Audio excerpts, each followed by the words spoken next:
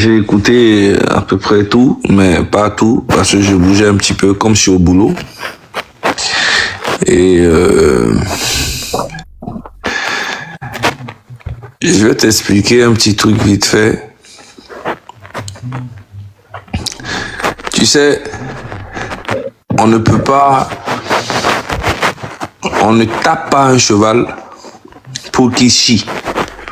Tu vois, on ne tape pas un cheval et puis on lui demande de chier. Quand on tape un cheval, c'est pour lui demander de courir. Parce que le cheval, quand il a envie de chier, on n'a pas besoin de le taper pour qu'il chie. Tu comprends? Yeah. Et là, il y a une grande responsabilité qui doit venir du peuple togolais. Ça, il faut que tout le monde doit mettre ça dans sa tête. Absolument. Il y a une grande responsabilité qui doit venir des Togolais. Depuis le début, si vous vous rappelez très bien, j'ai toujours dit aux Togolais, ne comptez jamais sur une personne. Ne mettez jamais une personne devant la lutte.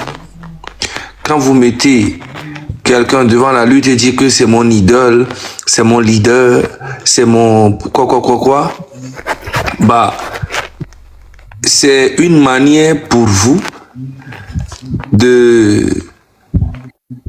d'abandonner et trouver une excuse comme moi, le leader il nous a trahi ou bien le leader a fait ça donc du coup moi je suis découragé. En fait, on ne compte, tout le monde est leader dans cette lutte là. J'ai toujours dit ça au début mais les gens n'ont pas compris.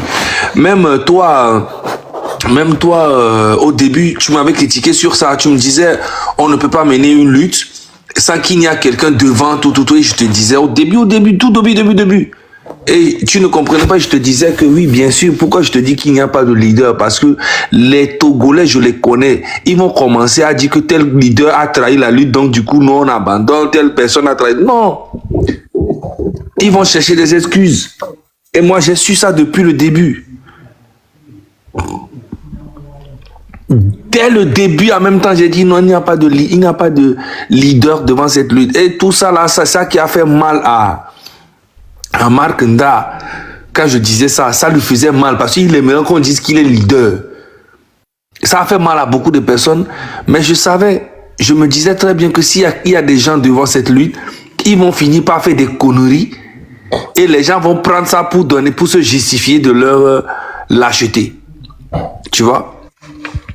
Mais en réalité, le vrai problème, c'est le peuple togolais lui-même. Le peuple togolais veut un changement, mais ne veut pas faire la révolution. Tu vois? C'est le peuple togolais attend un messie qui viendra les sauver. Et laissez-moi dire au peuple togolais que si vous attendez un messie qui viendra sauver le Togo, bien sûr que ça peut arriver qu'un messie vienne. Mais il ne viendra pas sauver le Togo.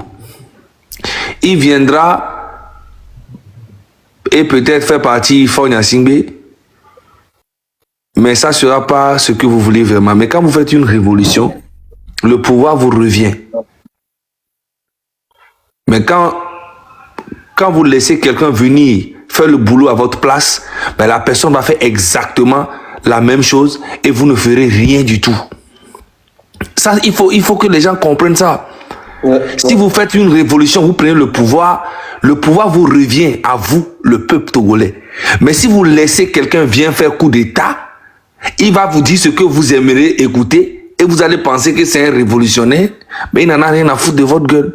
Un Togolais qui viendra prendre le pouvoir demain et les Togolais ne font pas attention, mais le gars va savoir que les Togolais veulent entendre dire que ouais, c'est ça.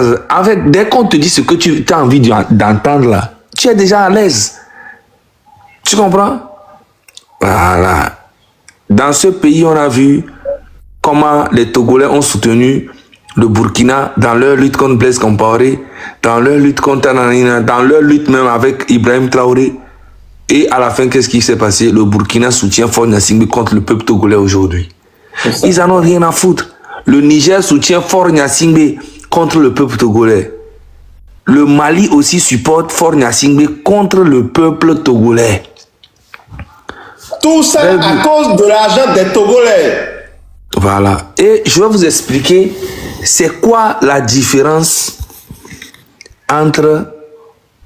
Vous voyez, je vais mettre une image là, je sais pas si... Je vais voir si j'ai ça ici. Mais je vais essayer de voir si j'ai ça ici. Je vais voir si j'ai ça.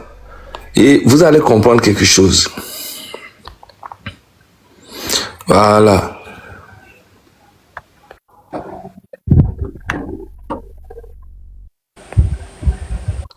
Mais pourquoi ça prend pas? Synchronisation de l'image. Synchronisation de l'image. Mais pourquoi ça ne prend pas?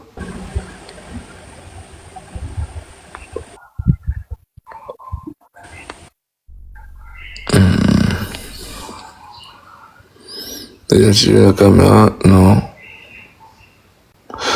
Bon, je sais pas pourquoi ça prend pas. Hein. J'ai mis normalement la caméra et ça refuse. Pourquoi? Je sais pas. Voilà. Bien c'est. Ok. Voilà. Tu vois? Oui. C'est qui?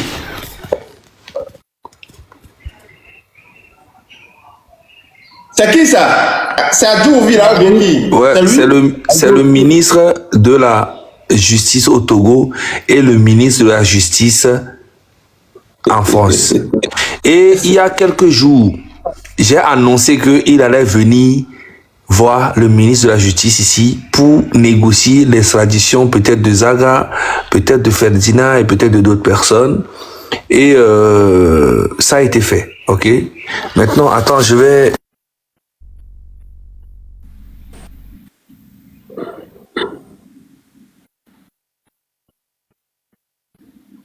Mais pourquoi il ne va pas en Europe pour aller extrader et Calas de Calas vers Lomé?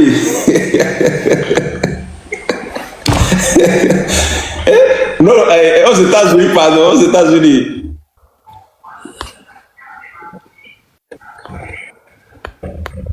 Il y a quand même beaucoup de voilà. Regarde très bien. C'est Gérald Darmanin, ok? Il a dit ravi d'avoir pu échanger. Attends, je prends mon deuxième portable parce que là, ça a été coupé parce que c'est bizarre. Je lis ça ici, exactement ce qu'il a écrit. Hein. Je te montre ça, vite fait. C'est sur Facebook. Oui, je te montre ça, t'inquiète. Il a dit ravi d'avoir pu échanger aujourd'hui avec le ministre de la Justice togolaise, togolais,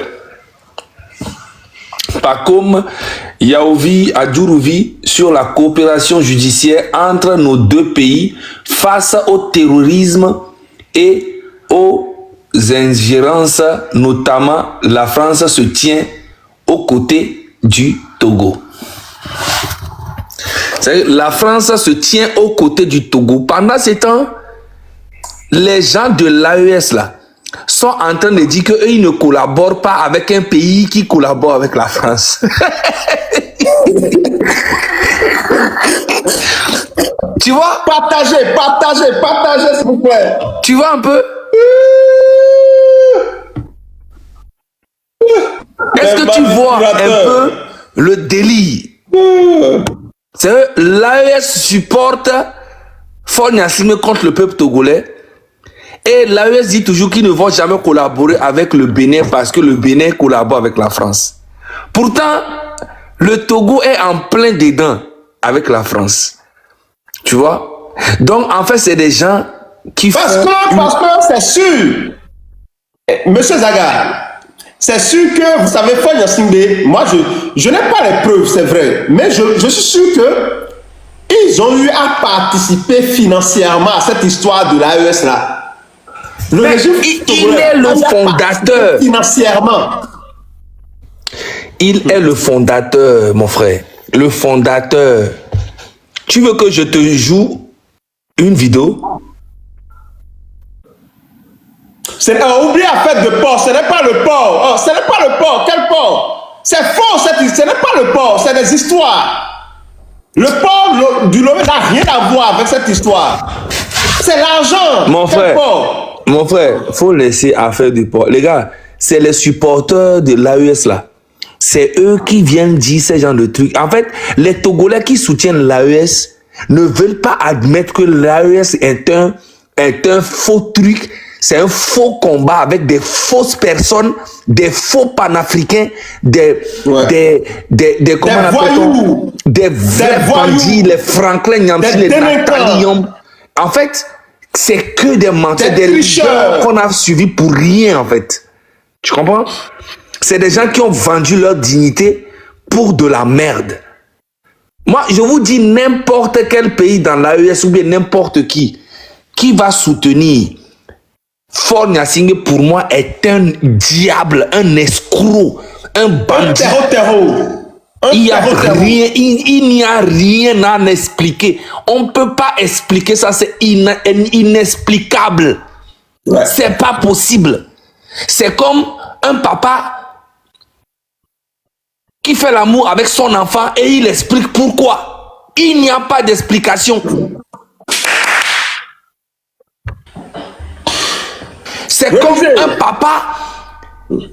Si c'était un ministre béninois, maintenant il faut écrire. Tout, vous allez voir les si c'était un ministre béninois qui était allé à la France, il va dire ah, on vous avait dit que c'est le collabo. Mais quand ça vient du Togo, non, c'est normal. C'est normal. C'est normal. C'est normal. Ok? Donc, c'est des bêtises. Moi, je défie. Je défie qui que ce soit qui se dit intellectuel ou je sais pas quoi, ou bien le panafricain ou parce que eux, dès que tu les mets devant les faits, ils commencent à dire non, tu peux pas comprendre, c'est la géopolitique, c'est la géostratégique, c'est l'oligarchie occidentale, c'est l'impérialisme, c'est l'esclavage, c'est ils commencent à aller dans les dictionnaires raconter des histoires comme il va surtout Franklin Nyamsi, lui, aïe, il va te sortir des mots que toi-même tu as dit ouais, le gars là, il est fort dans la marmaille. Tu vois? Il a passé tout son temps en Côte d'Ivoire tricher. Je dis, c'est des vrais bandits, ces gens-là. Ouais. Maintenant, là, je vais t'expliquer. Hein. Les gars de l'AES, là, n'ont pas hésité à dire ouais, que le M66 est financé par la France et que moi, Zaga et Ferdinand Haïté, nous travaillons pour la France et que nous travaillons pour la DGSE. Mais les gars là n'arrêtent pas eux-mêmes de venir dire que ouais, nous sommes, on doit nous extrader, on doit nous envoyer au Togo, on doit nous arrêter. Ils n'arrêtent pas. Vous dites que nous sommes les France-Africains, mais vous-même vous venez ici. Je vais vous parler de moi là. Je suis en France. Écoutez-moi très bien. Je suis en France et je suis très fier d'être en France. Voilà. Vous savez, la France a beaucoup fait pour moi, plus que mon pays d'origine.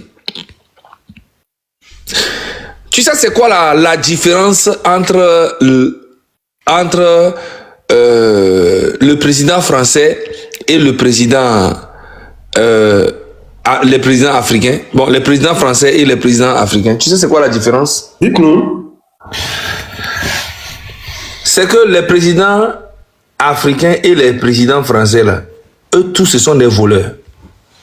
Ok? Ouais. Maintenant, la différence entre eux est que quand les présidents français volent là, ils viennent donner ça à leur peuple français, ils viennent construire des routes, ils viennent mettre des aides, ils font tout possible pour leur pays. Et c'est pour ça que beaucoup d'Africains, comme 7 millions d'Africains, nous sommes ici en France. Ok? Et il y en a plein qui sont devenus français. Mais ce que eux, les Africains, les présidents africains là volent là, qu'est-ce qu'ils font avec? Eux, ils volent leur propre peuple. Et ils ne font rien avec.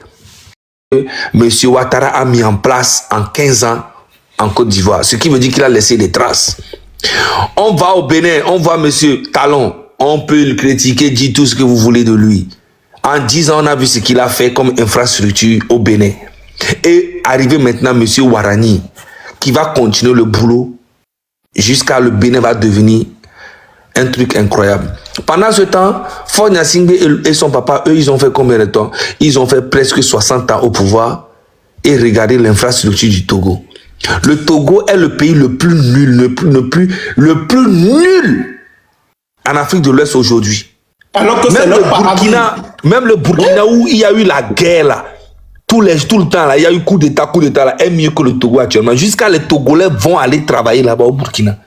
Tu imagines? Regardez le Rwanda de Paul Kagame. Regardez l'Afrique du Sud. Le truc est que quand tu es un président, tu voles. Et l'argent que tu voles là, tu n'investis pas dans ton pays. Ce qui veut dire que quoi? Tu ne comptes pas partir. Tu sais ce qui coûte cher vraiment dans un pays? C'est quand un dictateur sait qu'il a fait du mal et qu'il n'a pas envie de partir. Il va investir beaucoup d'argent dans la sécurité, dans le garde du corps. Aider les pays voisins pour que les gens n'aident pas sa population à se soulever. Voilà, dans la corruption. Il va mettre tout le monde bien autour de lui, sauf les gens dans le pays, parce qu'il a peur de partir. S'il part, beaucoup de personnes vont tomber avec lui, vont avoir des problèmes. Ses enfants, ses femmes, tout ça. Il a peur tellement, il va investir des milliards et des milliards et des milliards et des milliards. Dès que tu penses rester dans un pays et ne pas partir, c'est fini. Tu ne peux plus arranger le pays. Tu vas mettre l'argent dans les futilités. Ouais. Tu vois? Donc, les gars, on peut tout dire. Les gens peuvent raconter n'importe quoi, frérot. Les Togolais sont au courant de tout ce qui se passe au Togo. Les Togolais savent ce qui se passe. Maintenant, c'est aux Togolais eux-mêmes de démontrer à ceux qui font la lutte pour eux qu'ils sont capables de les accompagner. Le 6 juin, on demande aux Togolais de ne pas sortir, rester chez vous à la maison. Il n'y a aucun risque là à prendre. Tu vois? Avant, on leur demandait de sortir. Ils disent que ouais, venez vous-même, on va sortir ensemble. Maintenant, on leur demandait de rester à la maison. Ils disent, si on ne sort pas, qu'est-ce qu'on va manger? Tu vois? Je parle de quelques petits Togolais qui sont sur les réseaux. Mais je demande à nos mamans qui sont conscientes, les Togolais qui sont conscients, les Émidjaman, les gens qui veulent un changement au pays, on ne vous demande rien. Le 6 juin, là, c'est l'anniversaire de Faure Gnassingbé et on doit fêter ça avec lui. On doit fêter ça avec lui. On demande à vous, les Togolais, restez chez vous. Ne sortez pas toute la journée jusqu'au soir et arrêtez de vous intéresser à tout ce qui est divertissement et tout ce qui est distraction. Ça ne va rien vous apporter. Ok? Ça va vous faire oublier peut-être vos soucis quelques minutes. Et voilà. Ok? Donc, moi, Togoto, ma pas vrai ami, le 6 juin, rien. Et il a déterminé ma belle lutte. Ce 6 juin-là, c'est ça qui va déterminer le combat au Togo. On ne vous demande pas de sortir, aller manifester. Vous allez dire que vous avez peur. Non. On vous demande, le 6 juin, restez chez vous à la maison. Et je tiens, pour que ça marche vraiment, je tiens à demander à tous ceux qui sont dans la diaspora togolaise et que vous envoyez l'argent au pays, appelez vos familles, vos cousins, écrivez des messages à vos cousins, demandez-les de rester à la maison le 6 juin. Ils vont le faire parce que vous êtes une famille. Toute la diaspora, ici, dans la diaspora, vous pouvez vraiment jouer un grand jeu. Appelez vos familles. Demain, je vais faire même une vidéo. Je vais mettre ça sur ma page. Appelez toutes vos familles au pays et demandez-les de rester à la maison au nom du Togo, au nom de la démocratie, au nom du Sylvanus Olympio qui a été assassiné, au nom de la souffrance que nous avions là-bas au pays. Demandez-les. Et si toute la diaspora appelle sa famille, toute la diaspora, les gens conscients, des personnes conscientes qui veulent vraiment un changement, mais qui sont dans la diaspora ici, vous pouvez appeler vos familles et demander-les, restez à la maison, préparez à manger, ne bougez pas. Je vous jure, si vous arrivez à rendre Lomé vide, vous allez voir le message que vous allez envoyer au monde entier. Merci beaucoup. Merci beaucoup à vous, Monsieur Zaga. Merci beaucoup à vous.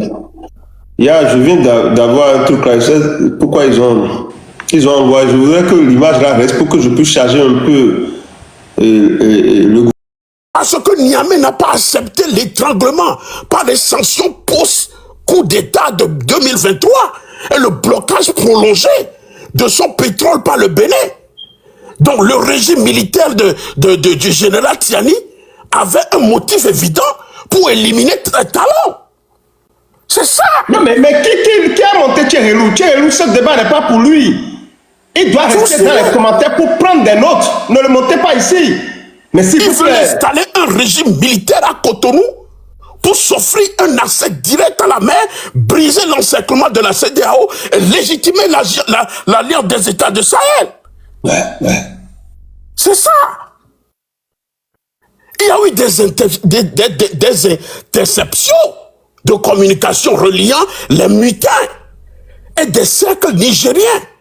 Et la rupture historique des relations diplomatiques atteint le 1er janvier 2026 démontre que pour Cotonou, la ligne rouge de financement et du parrainage politique a été franchie. Ouais. C'est un acte qui a été bien orchestré. C'est bien orchestré pour liquider Talon et mettre un militaire à la tête du Bénin. Pour traîner notre pays dans la boue. On a tellement fait de sacrifices ces 10 dernières années pour construire notre pays, pour arriver à ce niveau. C'est ça. Mais ces incompétents vendeurs d'illusions, ils sont jaloux de ce que nous avons accompli. Soyons sérieux. Soyons sérieux. Comment est-ce que ce tigre-là a pu traverser les frontières et trouver refuge à Lomé 2? Lomé 2, un sentier. Alors que le Togo est dans la CEDEAO avec le Bénin. Vous imaginez?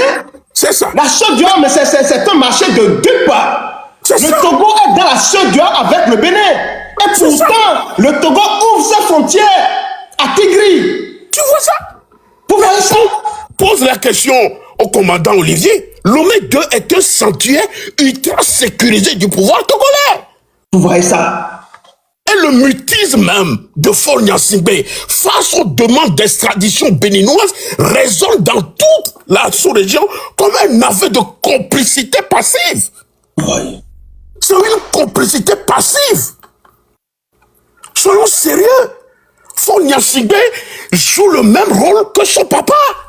Déstabiliser la sous-région et se maintenir à la tête du Togo par la force.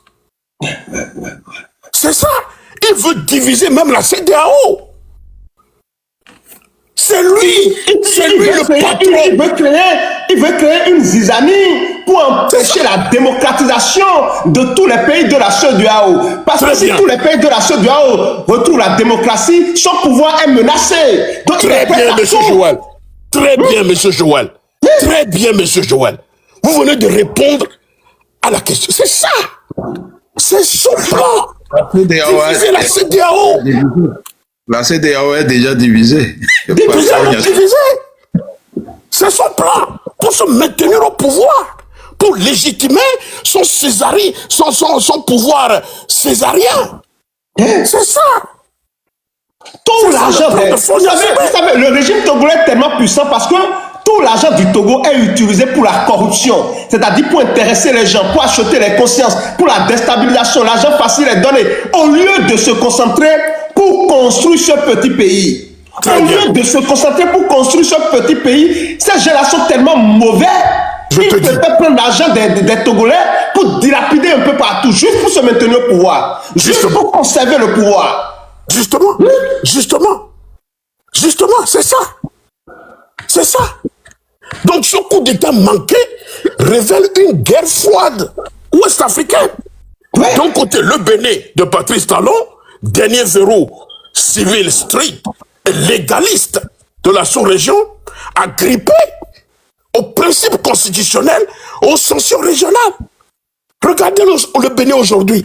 J'ai suivi comment, mais et Talon disait au revoir à son gouvernement aujourd'hui. J'ai pris... Non. C'est que j'ai eu la chair de poule. J'ai eu la chair de poule. J'ai dit, est-ce que ça ne peut pas se passer dans mon pays, le Togo? J'ai eu la chair de poule. Je te dis, mon frère. Je te dis, il y a des larmes qui coulaient dans mon visage. Vraiment, c'est triste pour notre pays, le Togo. C'est triste. C'est triste que des gangsters se sont accaparés du pouvoir d'État et ont dénaturé tout le système institutionnel de notre pays, le Togo. Et c'est inacceptable. Le peuple togolais doit se lever et agir. C'est très important. C'est très important. C'est très important. Et c'est ici le lieu de saluer Zagababo pour son travail. Tout ce que fait ce monsieur. Je vous dis. Il a financé les opposants, il a monté l'opposition contre Patrice Talon, il a financé les gens. C'est ça une opposition? Des gens qui vont prendre de l'argent chez un dictateur pour venir semer de la pagaille au Togo. C'est ça au Bénin.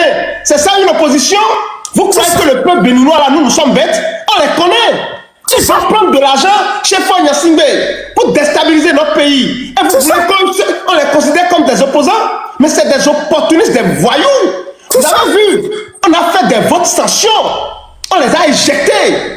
Parce qu'ils ne sont pas crédibles. C'est ça la réalité. C'est que vous ne comprenez pas les choses.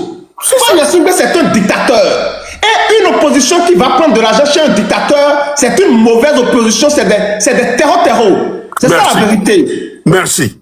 Merci. C'est ce que vous ne connaissez pas. Merci. Merci. Un dictateur veut du bien pour le peuple Togo, le peuple béninois, vous croyez? Soyons sérieux. Soyons sérieux. Non, c'est ce que je voudrais ajouter, monsieur Joël. Je vous salue. Vraiment, monsieur Raoul, je vous en prie à genoux, de temps en temps, appelez le petit Tchérélou là, et il faut lui donner des conseils, il faut l'instruire. Allez, bonne soirée chez vous. Tu as trouvé ton professeur. Tchérélou là, tu as trouvé ton professeur, monsieur Raoul Dagba. Voilà. Je vous salue. Allez, bye bye. Oui. Je vous salue je vais organiser un live entre vous et le petit Tchérélou et monsieur Raoul. Ouais. On va voir après. Ok. Allez, portez-vous bien. Merci beaucoup, monsieur Raoul. Ouais.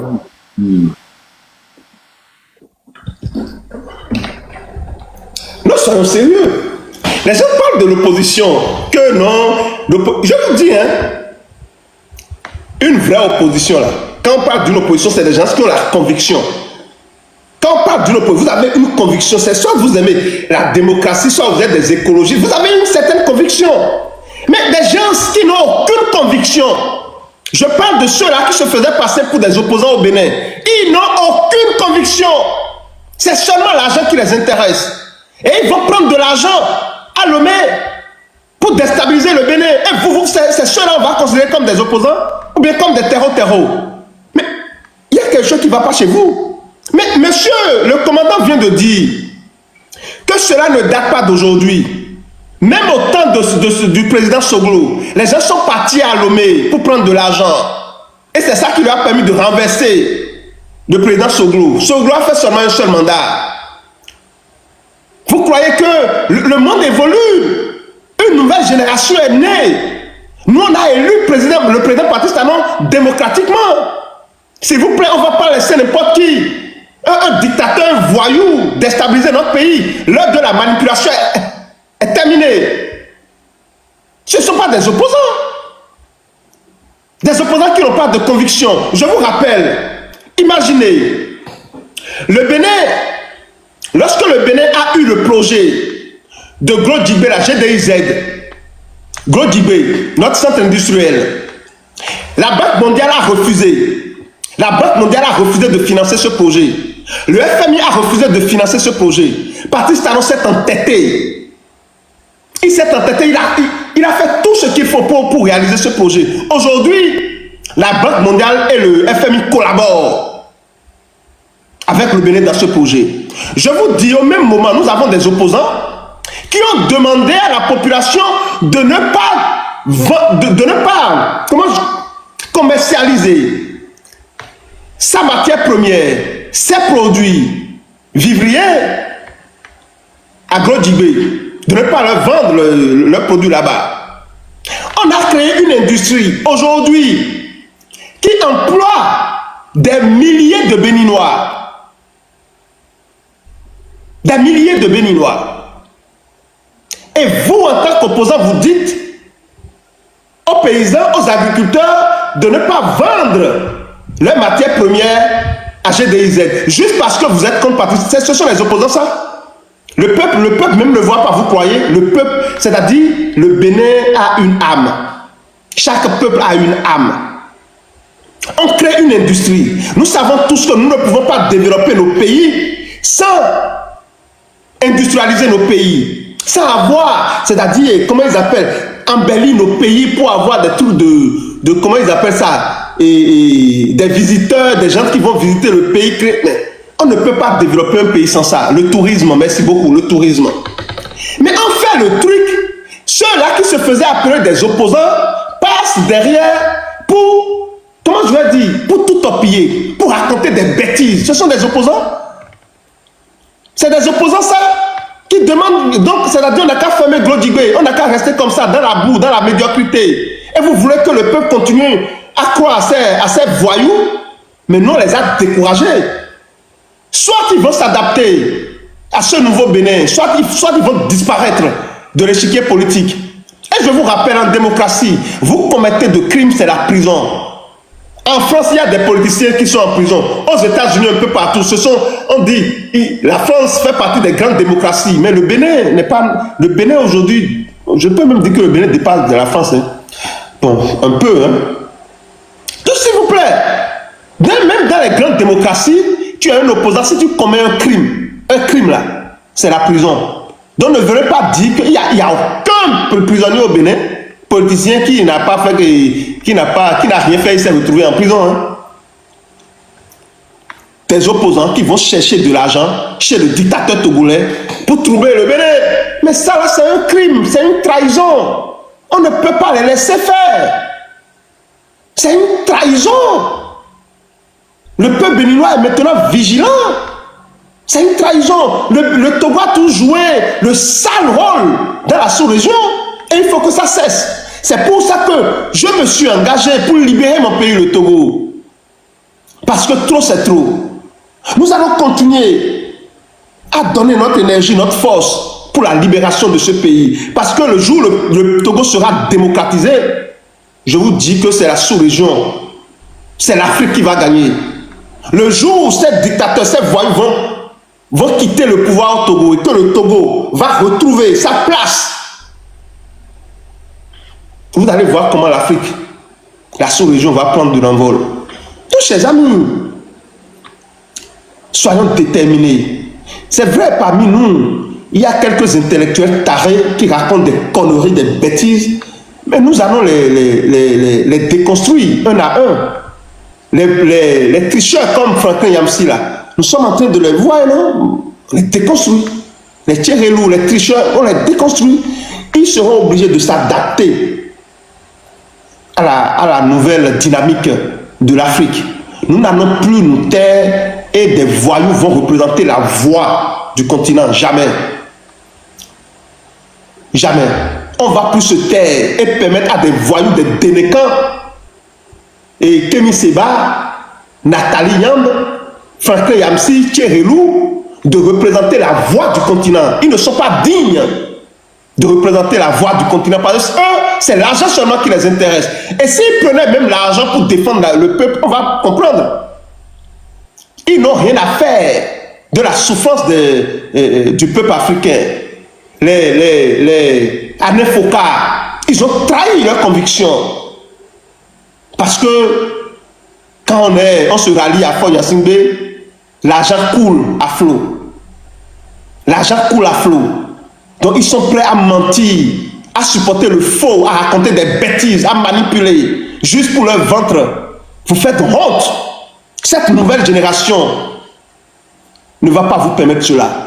Nous allons continuer à parler jusqu'à notre mort. Nous allons continuer à défendre la vérité, à défendre la veuve et l'orphelin, à défendre ce qui est juste, la démocratie, jusqu'à notre mort. C'est notre engagement. Merci beaucoup à vous, chers amis. Merci beaucoup. Merci pour la force que vous nous donnez. Merci pour le soutien. Merci beaucoup à vous. Alors, mon commandant, digne fils d'Afrique, quelle est votre conclusion?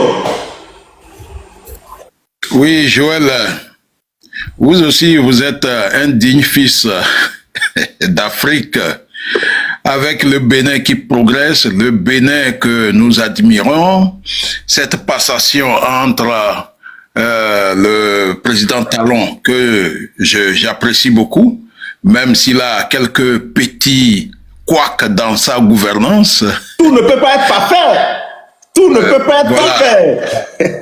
Je salue l'arrivée de son poulain Warani, qui parle couramment une langue, une de nos langues très populaires, mais je voudrais que tous les Béninois lui transmettent que de faire en sorte pour résister au régime du Togo, faut pas qu'il courbe l'échine parce que des fois, certains chefs d'État, souvent quand ils sont acculés, ils sont obligés de faire marche arrière parce que le régime togolais n'aidera jamais le Bénin à aller de l'avant.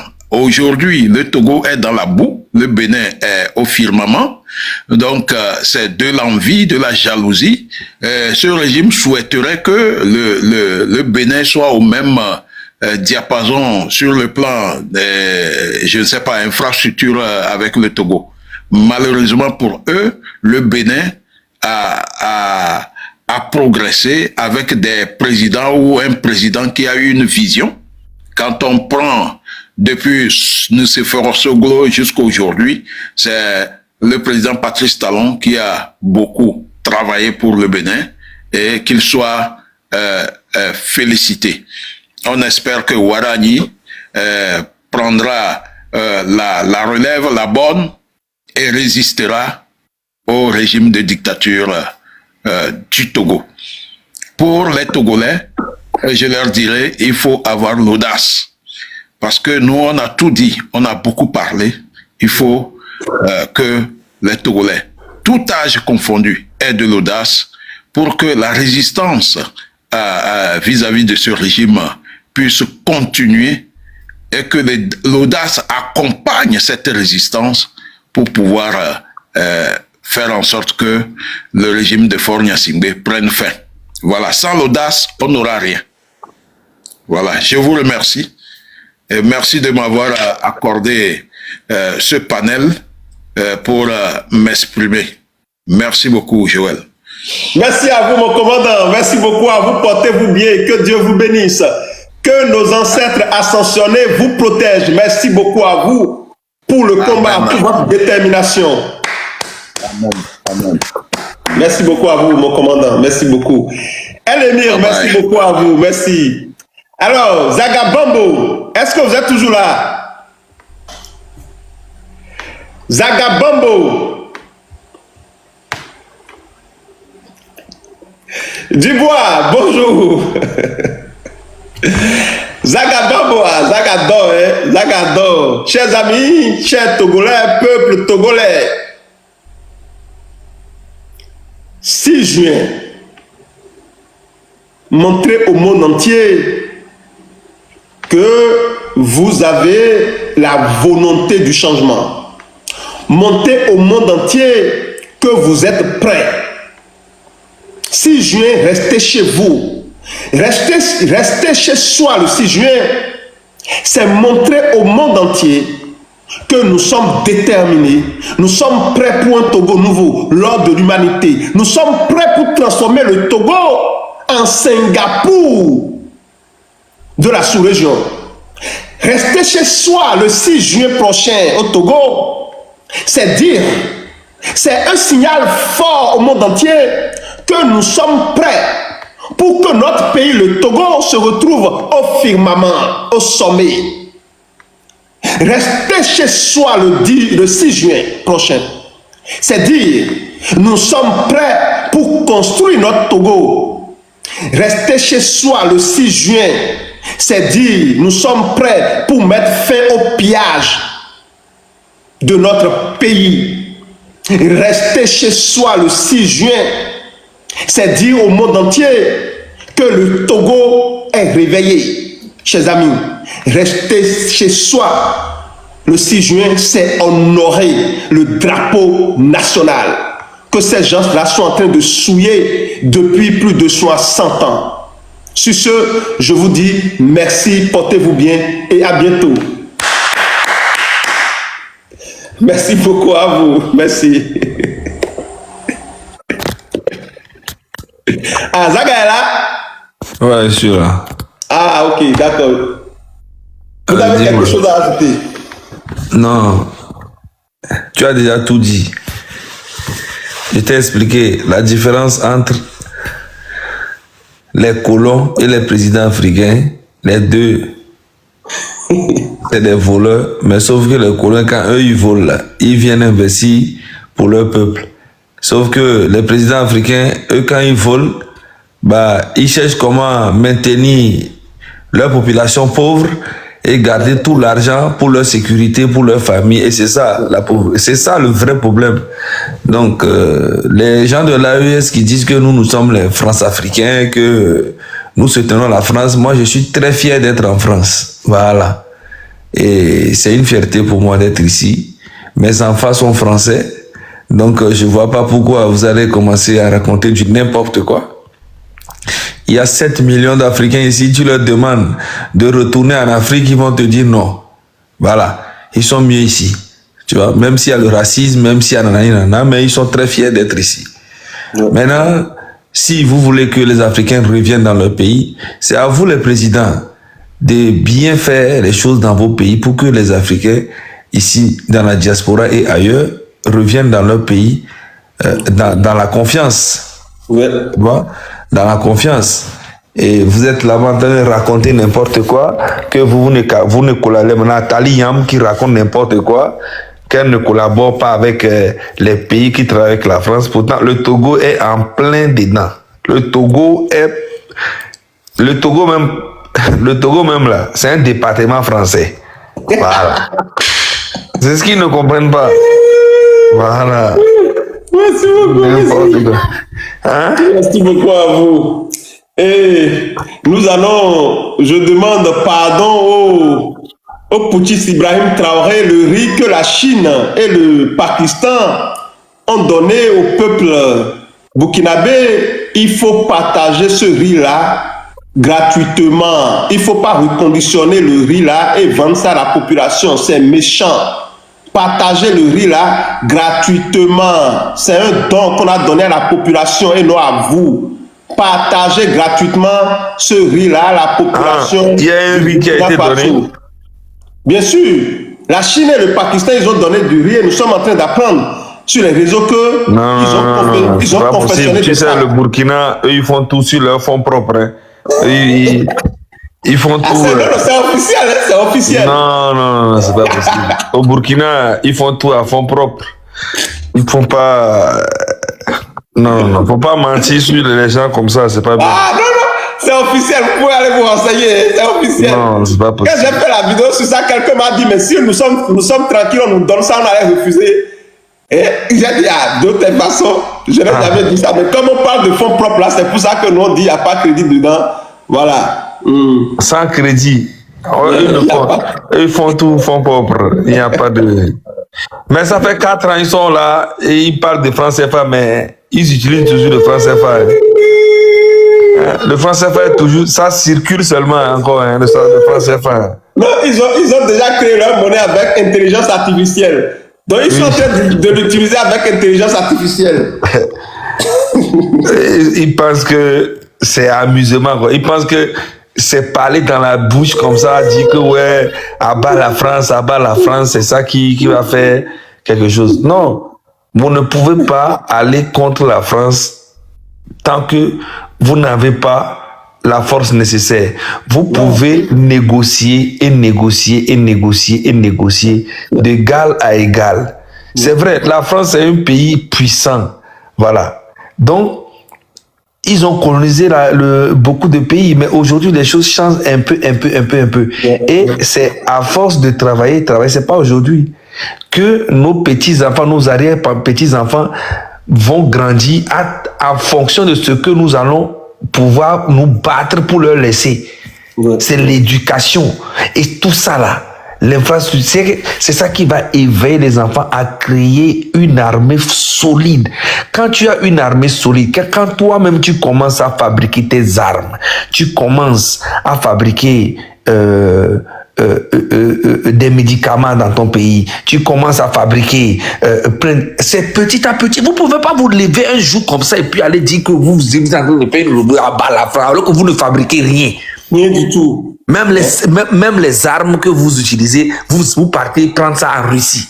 Vous n'avez rien, vous parlez. Cherchez à mettre en place une éducation petit à petit, une stratégie. Et respectez les lois. Et respecter les lois et apporter vraiment un bien-être à vos populations. L'éducation, des trucs comme ça, c'est pas dans la bouche. C'est très facile de venir devant les gens et leur dire ce qu'ils ont envie d'entendre et vous faites autre chose derrière. C'est très facile. C'est très facile. C'est comme le monsieur Fofson qui est venu la dernière fois et qui dit que voilà, ici, lui, il a envie de dégager le... En fait, il sait que les Togolais veulent entendre les choses comme ça. Tu vois? Donc, il fait le truc. Moi, on n'a pas besoin d'aller à l'école, d'avoir des grands diplômes. Moi, on me donne le Togo demain. Je vous jure, demain, moi, je prends le pouvoir au Togo demain. Je vais gérer. Donnez-moi seulement 5 ans, vous allez voir. 5 ans seulement, vous allez voir. Vous allez voir les traces que je vais laisser. En 5 ans. Mais quand tu viens au pouvoir et tu commences à penser que je vais rester au pouvoir et donc du coup, tu vas gaspiller l'argent du pays pour ta propre sécurité. Alors que un pouvoir là, c'est quand tu fais bien le travail et tu dégages. Aïe, aïe, aïe, c'est le plus doux. Tu vas te reposer. Ton nom va rester dans les annales dans le pays. Tu vas faire du bien dans le pays. Les gens qui disent que vive l'AES, on s'en fout. Vive l'AES, ça c'est votre problème. On s'en fout. Nous on sait que... Mais nous on sait que l'AES c'est un faux truc. Mais on ne peut pas être dans l'AES, on ne peut pas dire qu'on fait une révolution pour le peuple et collaborer avec Faure Gnassingbé qui maltraite son peuple depuis des années. Voilà. Et Faure Gnassingbé, lui, collabore avec la France. Non, vous voulez quoi? Et nous qui combattons fort, l'AES dit que nous sommes des agents de DGSE. Les gens disent que moi, ils travaillent pour DGSE. Et puis, je suis en galère ici. Hein. Je travaille pour DGSE. Et, gars, j'ai évolué. Hein. Et DGSE même. Ah. Ouais. Non, j'ai vraiment évolué. Je suis fort. Qu'au vive l'AES, vive l'AES. N'importe quoi, des traites comme ça. Tant pis pour vous. Vous travaillez, vous collaborez avec Faure Gnassingbé et vous dites que vous êtes en train de faire une révolution. Et des fois, quand Faure Gnassingbé est en train de fermer les tuyaux, ils vont sortir et dire que ouais, Faure Gnassingbé joue un jeu, on n'aime pas. Tu veux que je te montre ça? Ou bien tu es fatigué? Allez-y. Non, allez-y. Je vais te montrer ça tout de suite. Ah, moi, j'ai un dangereux, je parle avec les preuves.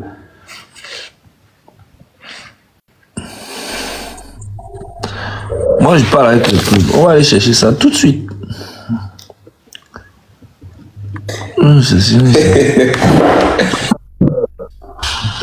Vraiment. Le régime togolais. Ah! Ané Foka a changé la bouche rapide. Ané Foka, lui qui parlait bien, qui dénonçait les dictateurs, oui, il s'accroche au pouvoir. Il a trouvé Faure Gnassingbé, il a changé de bouche rapidement. Il a dit que on peut rester au pouvoir et puis changer le pays.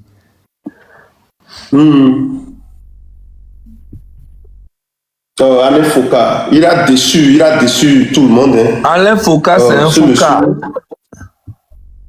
C'est ça, c'est un Foka, ce monsieur. Bon, je te montre, tu vas voir ça tout de suite là. Tu n'as pas dit que tu es fort.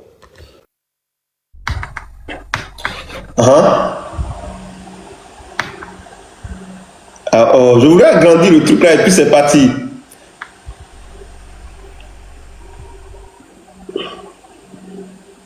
Remontez-moi, Monsieur Zaga, s'il vous plaît.